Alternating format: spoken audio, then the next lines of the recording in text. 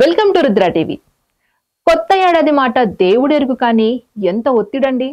New year new మీ అంటూ వాళ్ళవి చేస్తున్నారు, వీళ్ళివి ట్రై చేస్తున్నారు అని తెగ కంగారు పడిపోతుంటాం. మనం కూడా గబగబా ఒక లిస్టు తయారు చేసుకుని అవన్నీ చేయలేక ఇంకో ఇబ్బంది పడుతుంటాం.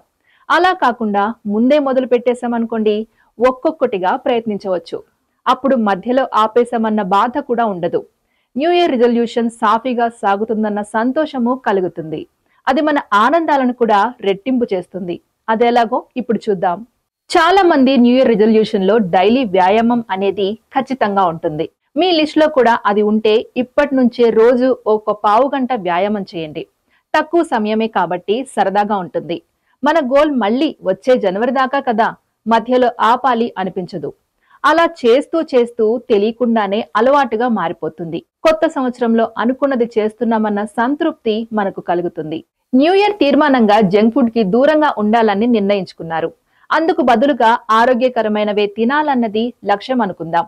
అయితే కొత్త సంవత్సరం చికెన్ వద్దు, ఆయిల్ వద్దు, కూరగాయలు పండ్లే తినాలి అనుకుంటూ వెళ్తే నోరు చప్పపడిపోదు. అందుకే ఈ టైంలో రుచిగా ఆరోగ్యంగా చేసుకునే రెసిపీలు సర్చ్ చేయండి. ఒక్కొక్కటిగా నెమ్మదిగా ప్రయత్నిస్తూ వెళ్ళండి.